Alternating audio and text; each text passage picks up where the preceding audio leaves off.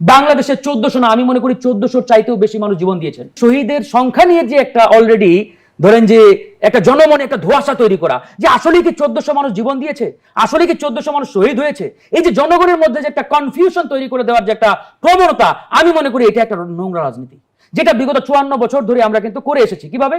ওই যে 71 শহীদের সংখ্যা নিয়ে একটা নোংরা রাজনীতি, কেউ বলে 30 লক্ষ শহীদ, কেউ বলে 3 লক্ষ, এই 3 লক্ষকে 3 মিলিয়ন বলে 30 বানিয়ে দিয়েছে, ইত্যাদি ইত্যাদি।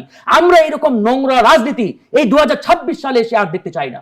বাংলাদেশের 1400 না, আমি মনে করি 1400 চাইতেও বেশি মানুষ জীবন দিয়েছেন। এই বাংলাদেশকে ফ্যাসিবাদ মুক্ত করতে গিয়ে কত মানুষ যে জীবন দিয়েছেন, আহত হয়েছেন, চোখ হারিয়েছেন, এটা মাহবুব ভাইদের মতো মানুষ জানবে না। উনারা মাঠে ছিলেন না ভাই, আমরা মাঠে ছিলাম। আমি রিমান্ডে ছিলাম 15 দিন একটানা।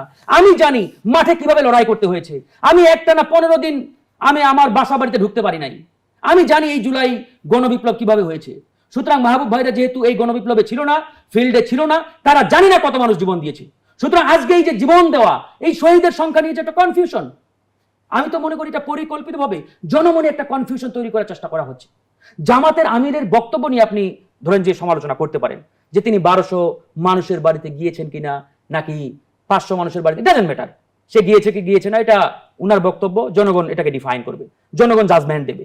কিন্তু কথা হচ্ছে জনগণ মানে অলরেডি স্বীকৃতি দিয়েছে, জনগণের সামনে পরিষ্কার যেই লড়াই সংগ্রামে প্রায় 1400 অধিক জীবন দিয়েছে, যাদের রক্ত আত্মত্যাগের বিনিময়ে আজকে আমরা একটি নতুন বাংলাদেশ পেয়েছি। আজকে এই বাংলাদেশে আমরা কথা বলার স্বাধীনতা পেয়েছি।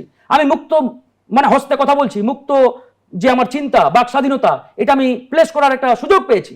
এই সুযোগ কে দিয়েছে? ওই শহীদরা দিয়েছে। সুতরাং এইটি একটা জায়গা, এই জায়গায় কনফিউশন তৈরি করা, আমি মনে করি ওই যে পুরাতন সিলসিলা যারা 71কে নানাভাবে এই 54 বছর ব্যবসার একটা হাতিয়ার হিসেবে ব্যবহার করে আসছে, ঠিক 24কেও একই কায়দায় একটা গ্রুপ, একটা গোষ্ঠী এখন নানাভাবে প্রশ্নবিদ্ধ করার একটা। কিন্তু 24 গণঅভ্যুত্থানের প্রায় 2 বছর হতে চলেছে, এরই মধ্যে সেই কনফিউশন ক্লিয়ার কেন করা গেল না? ফারুক আপনি এই যে 54 বছরের স্বাধীনতার সংগ্রামের যে বিষয়গুলো, এগুলোই তো আপনি ক্লিয়ার করতে পারেন নাই। তো 2 বছরের মধ্যে এই রকম একটা বড় গণঅভ্যুত্থানে সবকিছু ক্লিয়ার হয়ে যাবে, এটা ভাবলেন কি করে? সময় লাগবে, সময় দিতে হবে আপনাকে। আমরা সরকারি হিসেব এবং জাতিসংঘের হিসেবেও কিন্তু গরমিল দেখেছি। হ্যাঁ, গরমিল আছে, এটা তো বললাম। আমাদের উচিত ছিল এই সরকারের, বিশেষ করে অন্তর্বর্তীকালীন সরকারের, যে এই জুলাই গণঅভ্যুত্থান নিয়ে আলাদা একটা কমিশন করে দেওয়া, একটা কমিটি করে দেওয়া, ন্যাশনাল কমিটি বা ন্যাশনাল কমিশন।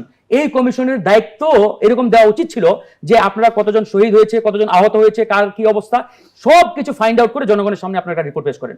এটা তারা করতে পারে নাই। আমরা কিন্তু এই ব্যর্থতা দায়ী অন্তর্বর্তীকালীন সরকারকে দিচ্ছি। আপনি বলছিলেন যে আসলে কিভাবে জুলাই গণঅভ্যুত্থান সংগঠিত হয়েছে,